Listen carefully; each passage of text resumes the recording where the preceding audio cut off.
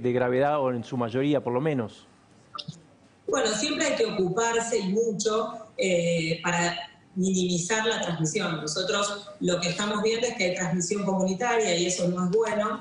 Y cuando uno tiene transmisión comunitaria, lo que significa es que hay personas que tienen contacto con el virus y tienen la infección sin tener un contacto estrecho con algún caso confirmado. Eso quiere decir que hay circulación y que hay que extremar las medidas de prevención para que, porque uno puede infectarse no solamente teniendo contacto estrecho con un caso confirmado, sino digamos, en la comunidad, porque no tenemos ese nexo epidemiológico. Entonces, la oportunidad de ocuparse para disminuir la transmisión es volver todo el tiempo a revisar los protocolos, las recomendaciones, cómo desde la comunidad podemos hacer para reforzar este concepto que si alguien tiene síntomas, aunque sean leves, aunque no lo perciba como que es algo que le impacta en su salud, el rol que tiene individual de consultar, de contactar al sistema de salud para ver si tiene coronavirus y de evitar el contacto con otras personas es muy relevante para interrumpir esta cadena de transmisión.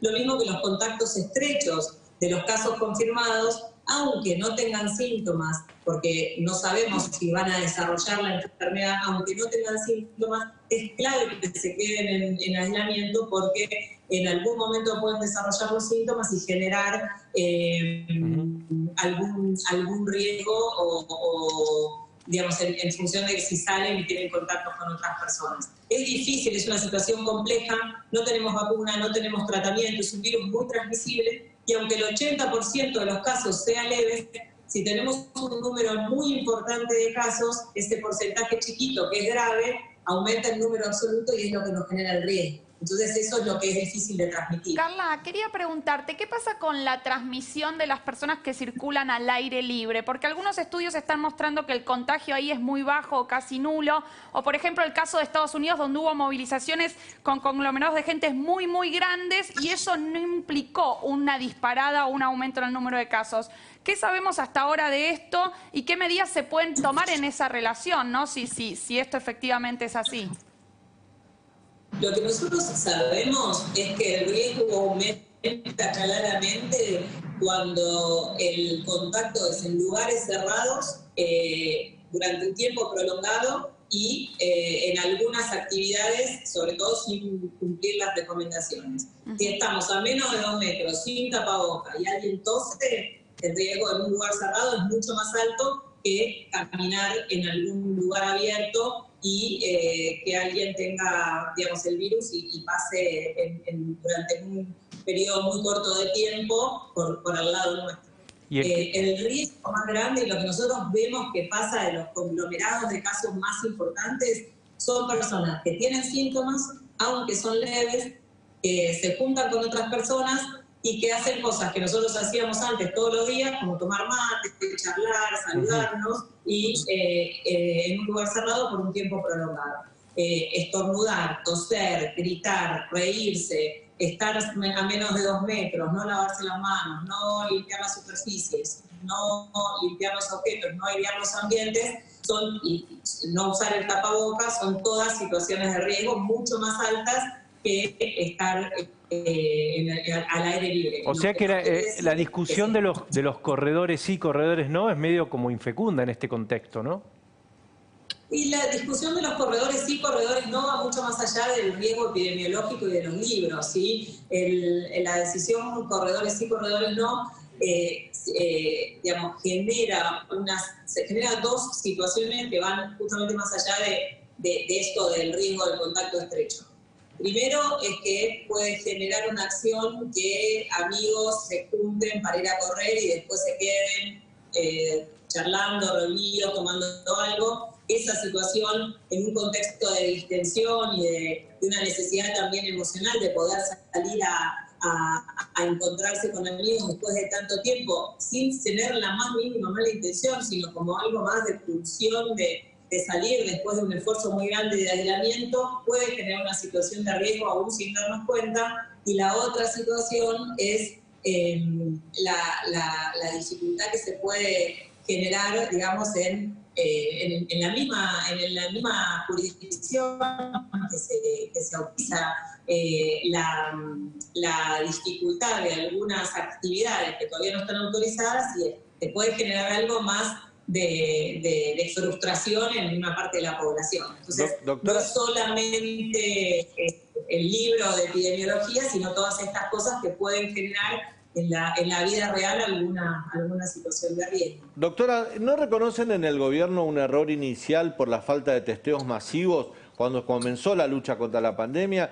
Quizás haberlo tenido hubiese permitido planificar las cuarentenas de otra manera, por ejemplo, habernos aislado, algunos creen hasta prematuramente, con pocos casos, y hacer muy extensa esta parte. Quizás con testeos masivos, habiendo comprado los kits a tiempo, cuando se decía que no iba a llegar, lo decía el propio ministro, que no iba a llegar al país porque era verano, etcétera, quizás si nos hubiésemos abastecido de kit de testeo, hubiésemos tenido otro panorama en marzo para que esta cuarentena no se hiciera tan larga. Y hoy es necesario guardarnos y ya parece mucho tiempo.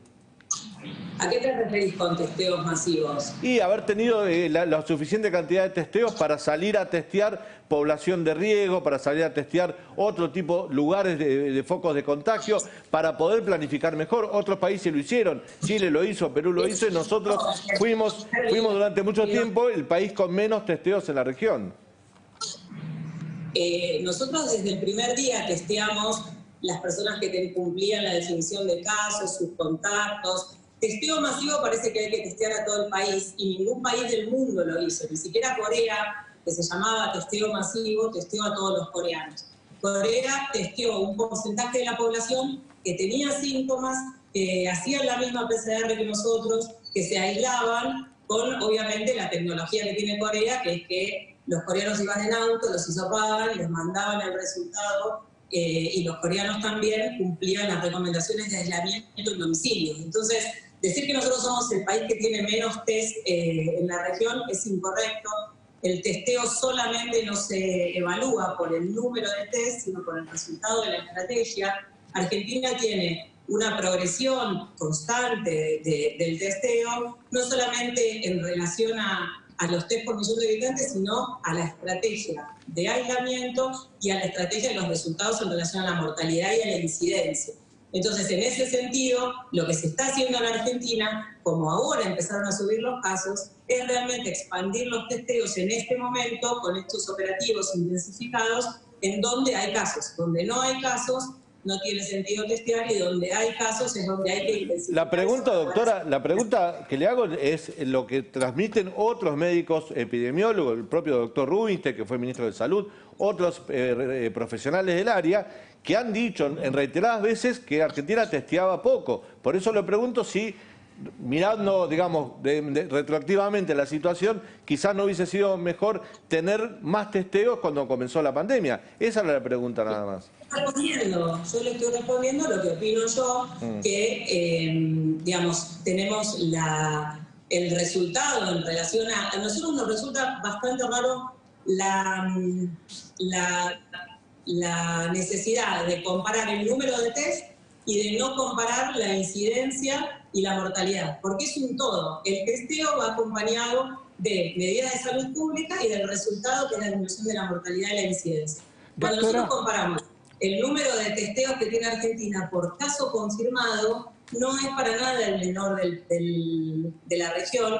Cuando nosotros vemos que Argentina tomó esta estrategia de aislamiento social preventivo obligatorio en forma precoz y en todo el país, y empezamos con el número de casos más o menos muy parecidos con varios países de la región, y vemos cómo se fueron separando las curvas en relación a incidencia y mortalidad, Argentina es el país, el tercer lugar de menor a mayor en incidencia y en mortalidad.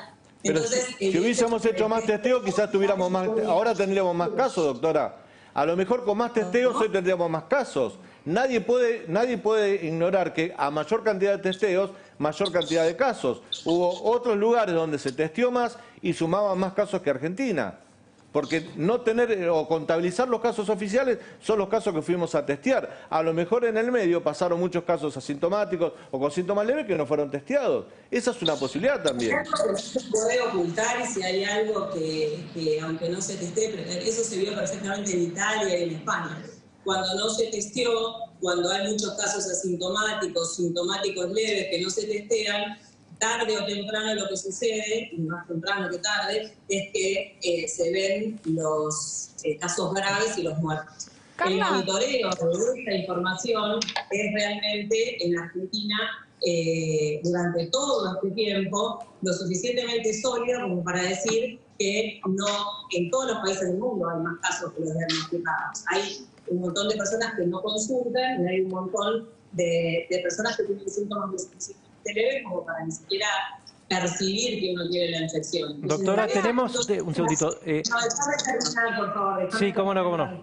Adelante. Desde ese punto de vista, el indicador de mortalidad es un indicador que nosotros también monitoramos. La ocupación de camas de terapia intensiva por personas confirmadas por coronavirus, la capacidad, digamos, la ocupación de terapias intensivas en general y la mortalidad. Argentina lo que hace es vigilar todas las muertes por infección respiratoria aguda grave, cumplan definición de caso o no, aunque no tengan definición de coronavirus. A todas las personas que fallecen por infección respiratoria aguda grave se los testea para coronavirus. Tenemos obviamente los fallecidos positivos, que son el número que se reporta, pero además tenemos un número importante de casos que son negativos. Por lo tanto, nosotros, independientemente que seguramente no se detecta el 100% de los casos leves, asintomáticos, que no consultan, como en todos los países del mundo, lo que nosotros tenemos la tranquilidad y la seguridad es que los casos graves que mueren por infección respiratoria aguda grave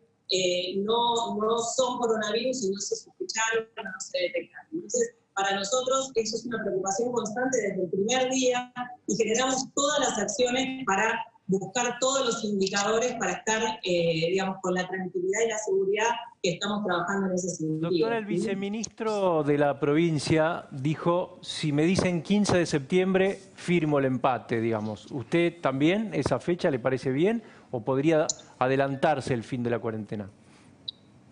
No, nosotros el fin de la cuarentena, digamos, nunca dijimos una fecha ni lo planificamos. Nosotros estamos trabajando. Desde el punto de vista de lo que es la estrategia epidemiológica, tenemos un stock de 200.000 test de PCR para distribuir en función de la necesidad que tengan todas las jurisdicciones y en función de cada situación epidemiológica es diferente. El 85% del país está en distanciamiento social preventivo obligatorio y está en una reapertura programada con el 90% de la actividad económica e inclusive la social. Nosotros no tenemos que perder de vista eso. La situación de los lugares que tienen transmisión comunitaria es de aislamiento social preventivo obligatorio y con un número de actividades realmente importante. Por lo tanto, decir cuarentena como si estuviéramos igual que el 20 de marzo también es un error. Hay una cantidad de actividades exceptuadas muy importantes y hay una cantidad de actividades también recreativas para la salud física y emocional autorizadas muy importantes. Lo que tenemos que hacer es cumplir las recomendaciones y trabajar fuertemente en seguir fortaleciendo con las jurisdicciones esto que es el famoso contact tracing que todo el mundo quiere. En Argentina se llama detectar. Ese detectar es lo que hace justamente la búsqueda y el aislamiento de los contactos. Entonces, ahí tenemos el rol del Estado Nacional, el rol del Estado jurisdiccional y el rol individual de las personas que tienen síntomas que necesitamos que contacten al sistema de salud y que hagan el aislamiento y sus contactos estrechos también. Esa es la forma en la que tenemos que trabajar para generar eso. Si nosotros vemos que los casos empiezan a sostenerse, a estabilizarse, vamos a estar mucho más tranquilos para poder empezar a pensar en más aperturas. Si nosotros vemos que los casos siguen subiendo, vamos a tener obviamente que replantear la posibilidad de frenar o en algún momento retroceder a un periodo para poder disminuir la transmisión y después reorganizarnos. Carla, recién mencionaste algo de lo que se habla por ahí poco, pero que es muy importante, que es la salud emocional, ¿no? La salud mental. Hay mucha gente encerrada en sus casas, muchos haciendo home office y al mismo tiempo con chicos y con hijos, niños que no están yendo al ciclo lectivo, ¿no? Entonces, hay una cierta descompensación psicológica individual y colectiva. ¿Qué estrategia están pensando en ese sentido? Digo, más allá de lo epidemiológico, ¿cómo abordar el tema de la salud mental en una cuarentena que ya se está haciendo muy larga para mucha gente? Bueno, eso es un poco el motivo por el cual se pensaron tanto los expertos como de las jurisdicciones, el mismo presidente, generar esas salidas, estas actividades recreativas y de esparcimiento. Realmente el esfuerzo que se está haciendo de la sociedad argentina, y en eso de verdad hay que pensar en reconocer como sociedad el resultado de ese esfuerzo. Después de 90 días pesa, sin lugar a dudas, no ver a los amigos, no ver a la familia, no hacer lo que hacíamos siempre.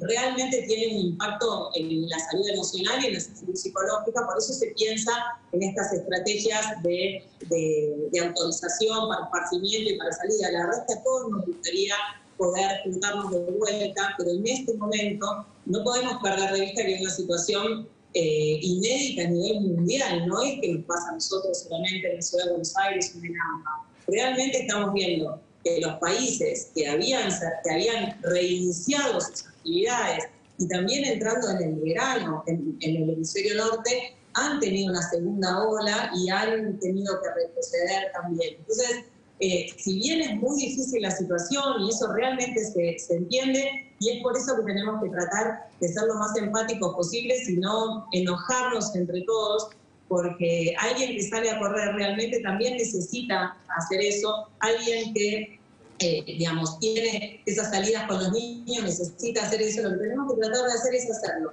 lo más organizadamente posible, lo mejor posible, pero entender que estamos en una situación que es inédita a nivel mundial y que Argentina no es exenta, digamos, de esa doctora Bisotti.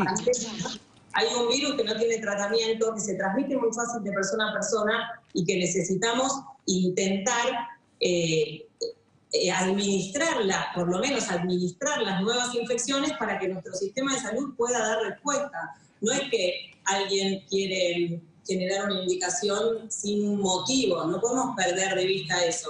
La verdad es que la pandemia desbordó los sistemas de salud más robustos del mundo. Entonces tenemos que hacer todo para que nuestro sistema de salud siempre pueda dar respuesta y prestar cuidado a quien lo necesita. Doctora Bisotti, quería preguntarle cuál es su evaluación hoy sobre el tema de la vacancia de camas de terapia intensiva frente a lo que se viene en el marco de esta pandemia en los principales distritos del país. Se cortó justo la parte en la cual es su qué en relación a la terapia intensiva. Su evaluación sobre el tema de la vacancia de camas para terapia intensiva frente al recrudecimiento de la pandemia en los principales distritos del país. Nosotros, bueno, una de las cosas que nos dio la oportunidad de este aislamiento social preventivo obligatorio, este esfuerzo que se hizo desde la sociedad argentina, fue preparar el sistema de salud, fortalecer el sistema de salud, tener más camas de terapia intensiva, tener más respiradores, entrenar al equipo de salud y entrenarnos como sociedad para poder generar estas salidas, estos reinicios de actividades con esta nueva forma cuidada.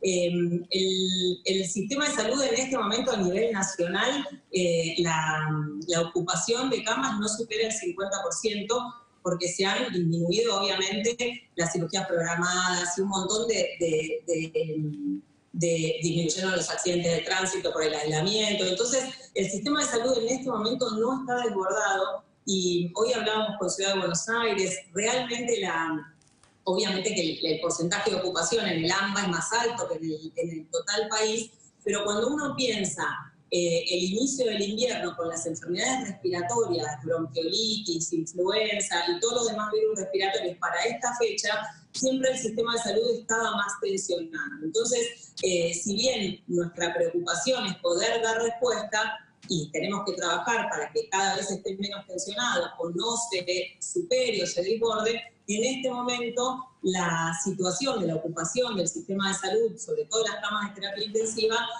no es un problema y el país está en condiciones. Es bastante tranquilizador. Entonces, ¿al presidente no le hicieron el test todavía después de los contagios en gente cercana? El presidente y el ministro cumplen las recomendaciones nacionales. Nosotros, los que trabajamos fuertemente, y este es un mensaje realmente importante, desde una cosa es la salud individual y otra cosa es la salud pública, que no se tienen que contraponer sino complementar, pero cuando uno entiende bien qué rol tiene cada una, entiende muchas cosas.